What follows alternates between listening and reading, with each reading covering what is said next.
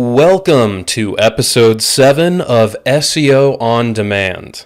I am Norm Vogele, on-site content strategist at Page One Power, and in this episode I decided to try something a little different. I sat down with my mom, Lila Vogele, to have a conversation about search, SEO, and what I do professionally. My mom has no real background in marketing or internet technology, so I thought her questions and perspective would be a good way to test if I can explain search topics effectively and maybe refresh my own perspective on how people outside the industry view search and SEO. What follows is the conversation we had with the goal of helping my mom feel like she could explain my job to people when I'm not there to help.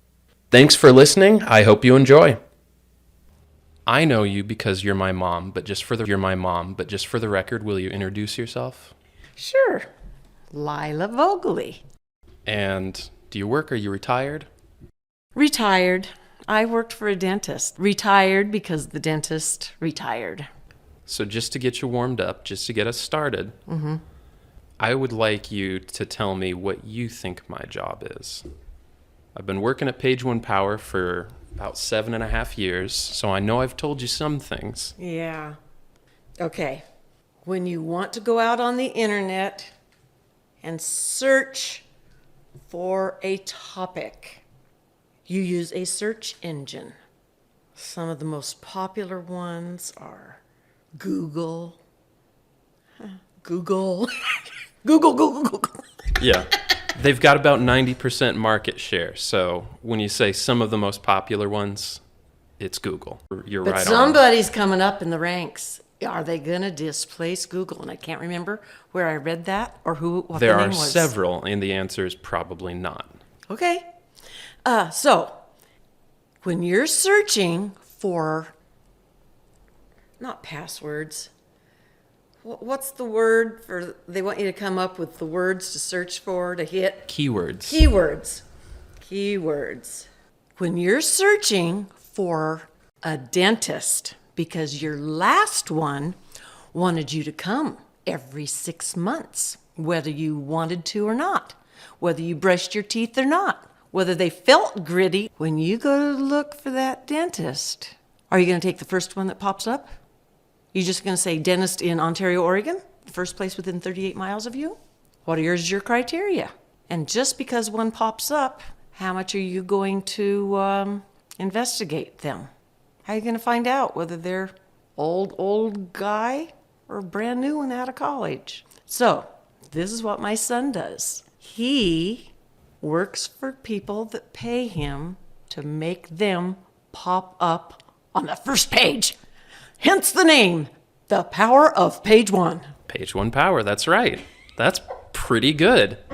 That's the essence of it. Whatever business you're in, if you want to be visible to people who are looking for what you do or what you sell, or you just happen to be in an area and you want people nearby to find you, so like dentist near me, have a website, and that's step one. But depending on what's on your website or how well built your website is, these things can determine whether you show up at the top of the list, result number one, if you show up at all, if you show up accurately. So like what you were talking about, are they new or are they old? Who is this dentist? What are his credentials? Or maybe prefer a female dentist, whatever. Depending on how good your website is, that information may not be on the website, or it may not be clear to Google. So if you search female dentist near me, or experienced dentist near me, or something, indicating what you're looking for beyond just dentist near me, Google can't make that up. It has to look at the websites to figure out if anyone fits that parameter that you're searching for. But it is so dang smart. And yet, when you do get that specific and take it a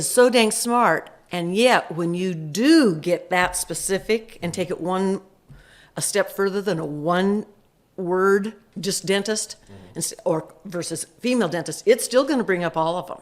I swear it does not weed them out. That depends. Oh, okay. If dentists as an industry aren't in the habit of identifying by gender, most of their websites probably won't say. Or they'll mention things like we have male and female patients or male and female staff or whatever. So that word that you're searching for that matters to you may not have been something that dentists in your area thought would be important. So they didn't speak to it on their website. So Google's going to use the next best clue that it has, which is that you're interested in dentists and you're interested in dentists near me, right, in your area. Okay. So if you search for a keyword that Google doesn't have any result that's more relevant, it kind of has to default to what it is confident about, which would be your location, the locations of dentists in the area, that they are dentists. And that's another thing. If you don't make your location clear to Google, it can't necessarily present you in a near me result. I could be outside your dentist office, but if Google isn't confident that it knows you are a dentist and where you are, it doesn't matter that I'm right next to you. You're still not going to show up in that near me search. So part of what we do as an SEO agency is understand what our clients' businesses are, what they sell, what services they offer. If location matters, then we find out where their locations are. And then we try to make sure that their website is giving the best, clearest, most accurate signals to search engines like Google so that when someone searches, they show up. So if they search for dentist, the dental offices show up. If you search for Google, so that when someone searches, they show up. So if they search for dentist, the dental offices show up. If you search for women's shoes, places that sell women's shoes show up. And the more you modify those keywords, if those are modifiers that people often use, then we can encourage our clients to have those on their website. So do people actually look for a new dentist by the gender of the provider? That's a keyword research we would conduct would tell us probably not. The higher the volume means the more people search that same thing. So if something has a very low search volume, that would indicate there's not a lot of people searching for this. It could be because it's a misspelling, or it could just be because they don't care, because that's not something that is important to the people shopping for that. Okay. Right? So near me is a really, really common modifier, because when people are searching for something they're going to go to in person, like pizza delivery near me, dentist near me, proximity matters. So it would be really, really fake that. We can't make a local dentist show up for a search on the other side of the country. That would be irrelevant. That's kind of how Google works, is to try to find relevant results. So we have to make sure that the signals reflect reality and that they're clear and consistent. Okay, so you're saying near me is an acceptable search term for Google. It's going to look where that UP address is from the computer. IP? UP, IP? Yeah. We all pee.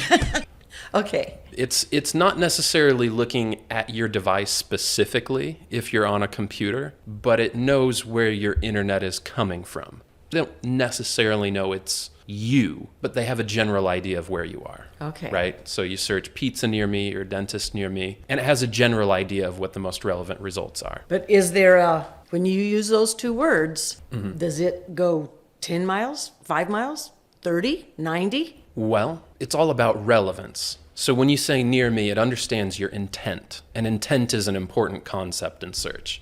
Your intent is to find something close by, proximate. There's different ways you could say it. Near me is one that Google has gotten very good at understanding. So it knows you want the closest, but it still has to balance how close the results are with how appropriately they match the rest of your search. So if you search dentist near me, and there's a dentist, an orthodontist, a half a mile away, you might not see the orthodontist because you're searching specifically for a dentist. Okay. And the more keywords you add that make your specific intent more clear, that will influence what results show up. So it's a combination of how closely does this match your search, but also how much does Google know about that result? And how confident is it that it's giving you an accurate result? It's not just that it's relevant, it's that it's confident that the information it thinks it knows about that result is actually true. It reflects reality. So maybe there's a dentist a mile down the street that just closed. Google may not know that it closed. You know, the dentist retired. Yes. So if you search dentist near me, that might still show up. And that's a bad result for you because, in fact, you can't go to that dentist. So part of what we do in SEO is try to not just manage the websites, but manage the signals surrounding the websites, how people talk about it, how people link to it elsewhere online, so that those signals reinforce what we know to be true about that entity. Google does all that behind the scene at a rapid rate. Yes. Okay, so you're saying the more words that are in the initial search is the best way to go, or? It can help. Oh. But only if those are words that actually add clarity to your intent. So using the dentist example again, if you specifically want a female dentist, but that's not something that people often search for, so that's not a way that most dentists or their websites will define themselves, adding that to your search isn't going to improve your results because the information's, there's not going to be a good match, right? Think about it this way. If you wanted to watch a movie, you could say, I want to watch a scary movie, but most people would say the genre is horror. That's a recognized genre. Okay. Or I want to watch a romance movie. So if you describe that same intent using a word that most people don't use, your results may not be as good. So if instead of saying romance movie, you say, I want a kissy movie. Oh. That is a little confusing because the algorithms only really regurgitate the language we're already using. So while there's millions and millions of searches for romantic movie or romantic comedy, maybe there's not as many searches for kissy. Or maybe the word kiss is used in different contexts. So it's not actually going to give you the best match. Kids. So search works best when many people are looking for the same thing and using the same words to find it. So when something's new or people don't know how to search for it, then to be confident it understands intent and return the best search results. Okay. Make sense? Yeah. So there's nobody that you would turn down saying, Well, we don't work for that industry. There are. Oh, okay. Overwhelmingly, we will take your business if you have a website, if we think we can help you. There's this thing called the 3 Ps, and that's the broad category for the types of businesses we wouldn't serve. Oh. And the 3 Ps stand for porn, pills, and poker. And it's catchy if you say 3 Ps, but what it really means is we wouldn't work for someone in a sexually explicit, business. I don't want to say adult because we do, adult retail, like home buying is an adult endeavor. Okay. But we wouldn't work for someone who distributes sexually explicit material or makes money in proximity to that. Okay. Pills is more like snakes. Sexually explicit material or makes money in proximity to that. Okay. Pills is more like snake oil type stuff. Oh. Things that are very grifty, or like get your prescriptions discounted by buying them from Canada. So things that are likely to be associated with either a scam or an illegal activity. Whereas we would work with someone pharmaceutical that is demonstrably legitimate. Right. And we have had clients that are in pharmaceutical spaces. So pills, again, it just starts with P, but it's a little more nuanced than that. And then poker really just means gambling, because gambling is very proximate to lots of illegal activity, money laundering, and again, scams. So we wouldn't work for someone who's very obviously engaged or very close to being engaged in illegal activity and sexually explicit content, certain pharmaceutical shoot-offs, and gams of companies. Right. Okay. Outside of that, it's case by case. But I think we're more likely to turn away business because we're not confident that we have the best solution for whatever their need is than because we disagree with their business or something, ethical like that. Okay. Because most websites are out there to make money the same way that most businesses on Main Street are out to make money. They do it in different ways. They specialize in different things. So we haven't anchored ourselves to one industry like healthcare or dentistry or even sales versus service. Like a lawyer sells time as a service. We work with lawyers. E-commerce is retail. They sell some tangible good. We work with both of those. Okay. Who is it within a company that's calling for your services? Who's usually the contact person? It varies. Services. Who's usually the contact person? It varies, mostly depending on the size of the company. You worked for a very small dental office. You didn't have an executive suite, right? You didn't have a marketing director and a finances director. So we get some what we call enterprise clients that are large, major employers, major corporations. And so they'll have a marketing team. And that marketing team might have an SEO sub-team or maybe just one SEO specialist. Okay. So that might be our point of contact. Or we might have kind of a marketing team that we work with. So an SEO person, but also the digital marketing person. Maybe they employ a webmaster. But for smaller businesses, it wouldn't be unusual for us to be on the phone with the founder or the CEO or the owner. And that is our point of contact. They own the company, they do the thing. Especially with lawyers, like that's effectively a small business unless it's a major. You maybe have some paralegals, a secretary, maybe like a front office manager. We're probably going to be on the phone with some combination of the founding attorney and like a front office manager or something. There's no normal because different businesses handle their marketing differently. Okay, but if the person that you end up talking to the most is really illiterate with terminology and how this smoke and mirrors that you're going to make this happen. How much time do you take to educate them, or do you give them an example of this is what we did for this person? How do you approach that?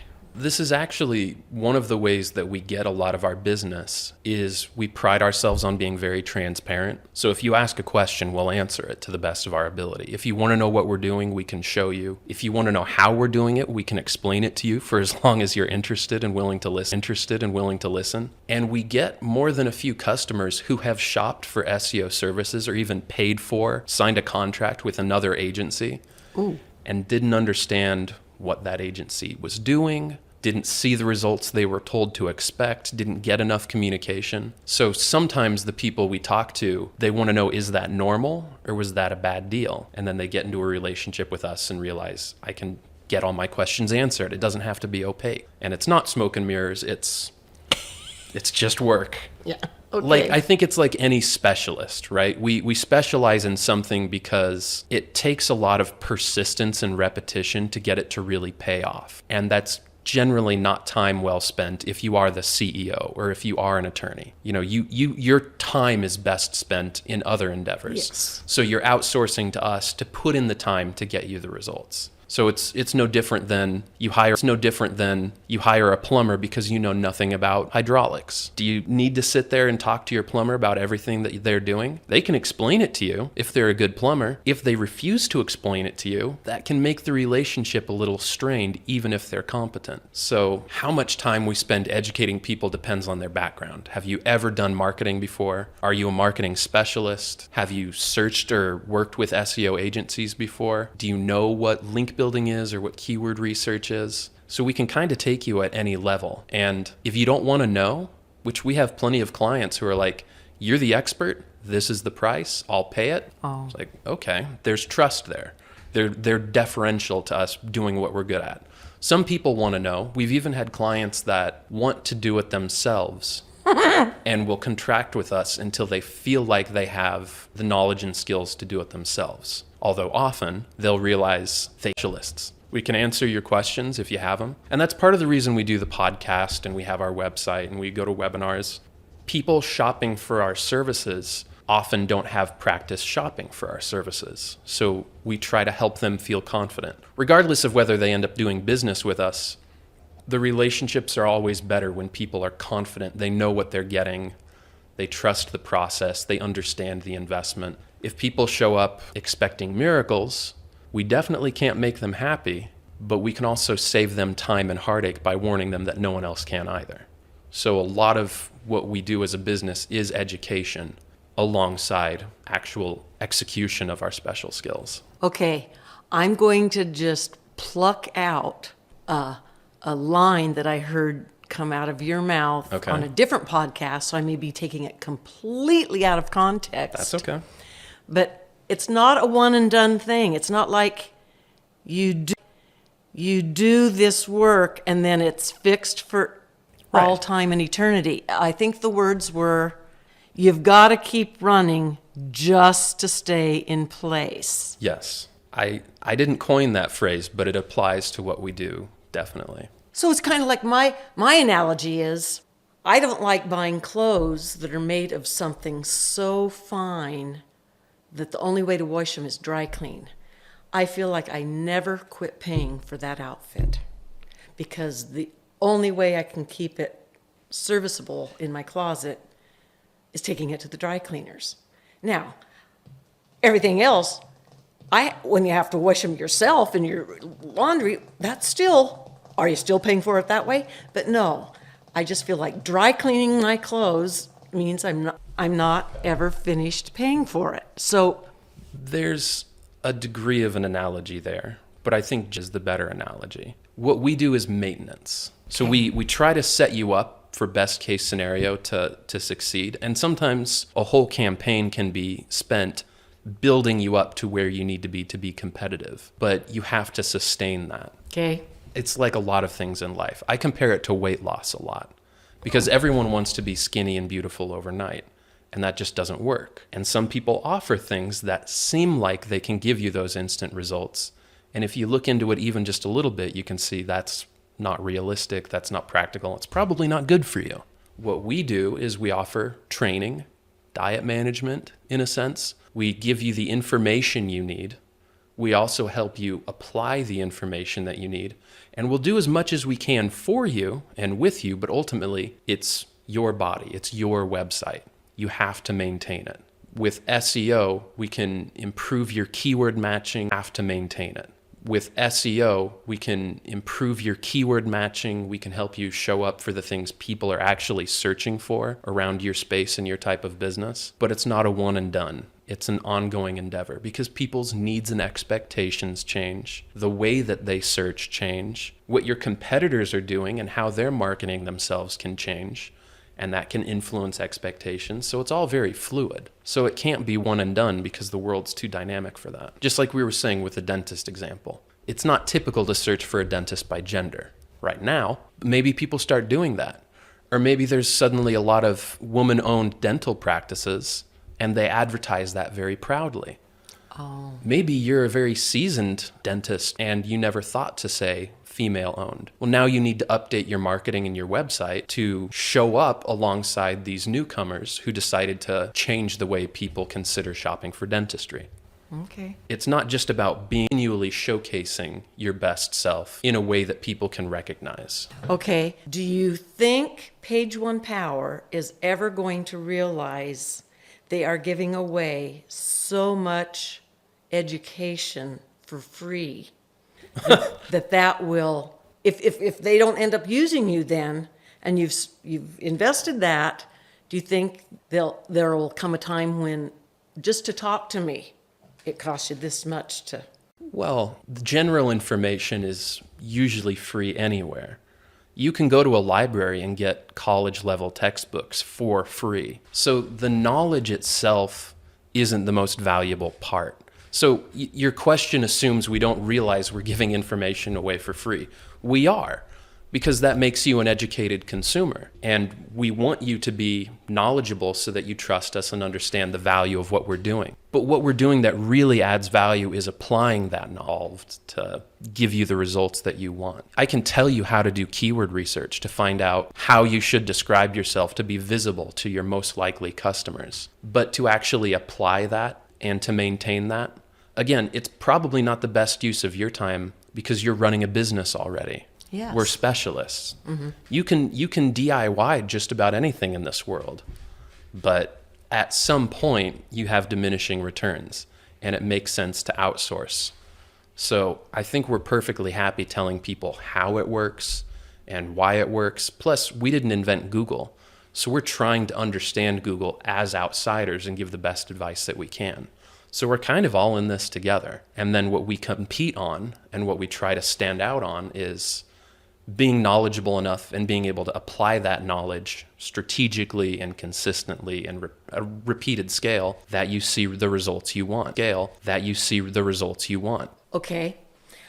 I could fall in love with a salesman. They tell me everything, or the way they explain it to me.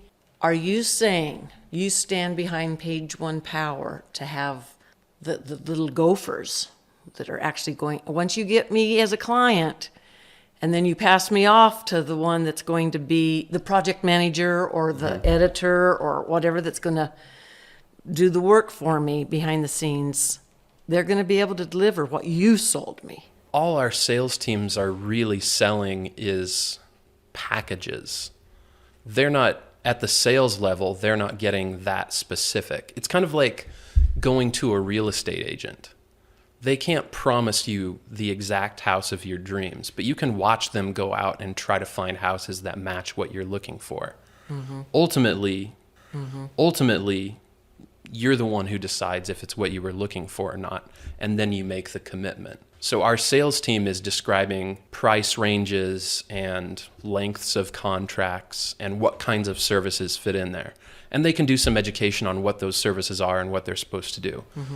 But ultimately, we don't really put a package together until we've really looked at the site and figured out what would be best. Within their budget, what is going to have the best effect? For example, if you are a large enterprise company and you're not getting a lot of organic traffic, which means it's not coming from ads, it's coming from search. That's what organic means. There could be something technical that's wrong with your website that prevents Google from seeing it. It could be that your competitor has a better marketing strategy and they have more content that covers more keywords that are relevant to your target audience. It could be that they're talking about your competitor and they're getting more links from other sites that kind of act like votes of confidence saying, I trust them, I buy what they're selling, whatever. It's not always the same prescription. Yes, you're not ranking as high as you want in a search result, but there's different things that could be the underlying cause of that. Okay. So sales won't necessarily promise something without doing the legwork and working with the actual project management teams and production teams to go, I think we can help them, but is this the right package for them? Or can you take a closer look at this? They want our help, but I'm not sure what is the best thing to offer them. So it's easy to stand behind the sales team when they're actively engaging production and project management to say, what will help them? Or can we help them? Okay, and good point. It does sometimes happen that what they need isn't something that we can do. And sometimes is that because of how the website was set up? Advise them and say, we can't help you until this happens with your website, and you need to go back and... Yeah, and we provide technical auditing services. So you were talking earlier, how does Google know all this stuff? How does Google go and find out? We call that crawling. There's a lot of anthropomorphizing that goes on with Google. Crawling is how it goes out, finds websites, looks at what's on them, remembers it, puts it into the index so that when someone searches for it, they can pull it out and show it. You could put something on your website that blocks their crawlers from seeing it and remembering it. So you could have the best website in the world, but Google can't see it, right? You put up privacy glass. So people can get to your website, but Google can't see it. We're not going to be able to help you until you take down that privacy glass. So that is not an uncommon example, actually. Okay. And there's different technical things similar to that can affect you in different ways. Some are easier to catch than others, but that's something where we would say, you need to fix this. It's your website. We are easier to catch than others, but that's something where we would say, you need to fix this. It's your website. We can't fix it for you unless you want to give us back-end access. And most people are pretty shy about, we call it handing over the keys to the house or handing over the keys to the car. They trust us, but they don't want to give us that level of access to what's essentially their storefront. So who would have put up that? Whoever built the website.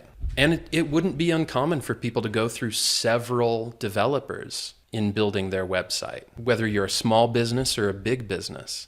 If you're a small business, it wouldn't be uncommon for you to just always look for the cheapest person available. And a lot of web developers know that people shop that way, so they charge low prices and have thousands of clients so they can make a living, which means they're not always that responsive, which means there's a lot of turnover, which means ultimately there's a lot of cooks working on the same recipe, maintaining different parts of your website over time. And that can cause a lot of problems. But the same thing happens with an enterprise client where it's this huge corporation and they decide to rebrand, which means they do this huge shuffle. They change their corporate colors, they change their name, they change the location of their website. Or there's a new marketing push and they say, we want to organize our website this way. instead of this way. Instead of saying men's, women's, children's, they just want to say clothing and change how everything is organized. And that can cause a lot of headaches and hair tearing out to go through that. And if you think about how often corporations do that over their lifetime, again, that's a lot of different cooks trying to make the same recipe. So technical issues can come from all kinds of places. I think the most common is a lack of consistency in who's running the website and how they're running it. But if you change your website goals, then you change your website, and that can create issues.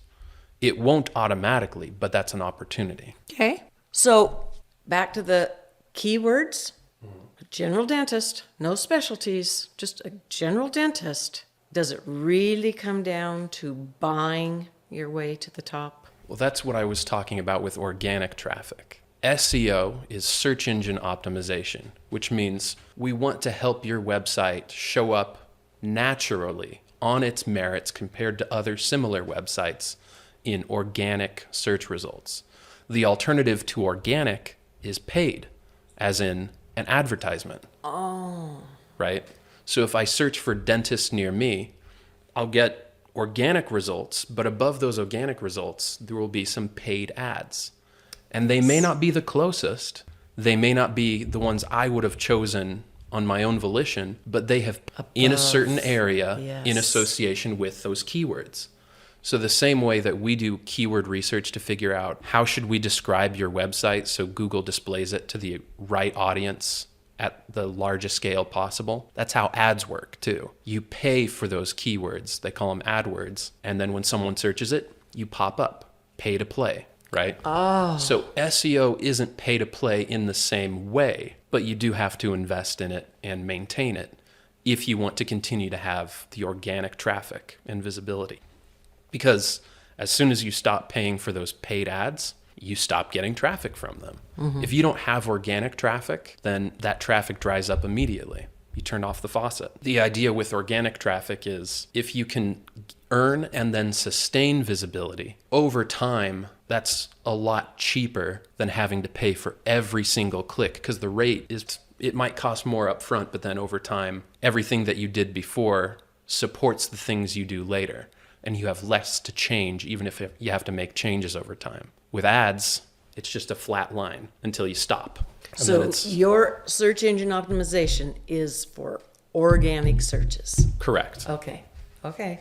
And sometimes it makes sense for people to pay for traffic, to pay for advertising. There's nothing inherently wrong with it. Sometimes you have a choice between the two. You can do both. But sometimes people will come to us and they'll say, why does this brand get so much traffic? And it turns out it's because it's a household name and you're new. People don't know to search for you yet. So you have a hard time competing. How do you get known if people can't discover you organically? Maybe you need to do some ads. Maybe you need to market in other ways. And then you'll have that credit in other ways. And then you'll have that credibility. You'll have the word of mouth. You'll have more momentum to start justifying to Google showing up in a search result. So SEO can still benefit you, but in the short term, you need to get your name out there. Okay. SEO only works if people are searching for something that describes you. And that's sadly something that I've seen with a few clients, where they're selling something that no one is looking for. If people aren't searching for it, there is no SERP that you belong in. That's what search is people trying to find something they're looking for. If people aren't looking for what you've got, SEO can't change that. We can optimize to make you visible where people are looking, but they have to be looking. Okay. So it's not the silver bullet solution to everyone's problems.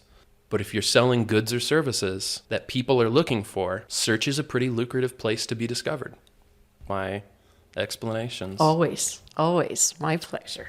So I guess my question now is, if someone asks what I do or how I do it or who my company serves, do you feel like you'd be able to answer that with a little more confidence now? A little bit, yes. But because I couldn't explain any of the terminology, if they know less than me, we're in deep, deep doo-doo. I mean, blind leading the blind? Yeah. Yeah. Okay. I'll count that as a success. Yes, absolutely. You can probably answer more than they're likely to ask. Exactly. Yes. And you can always send them to me if they really I would do. say, here's his number. Perfect. I'll take it. Okay. Okay. Thanks for listening. As always, I had a great time speaking with my mother, and I hope you enjoyed hearing our talk. And I hope you learned something too. If you enjoyed this episode or would like more content like it, please consider subscribing or visit us at pageonepower.com.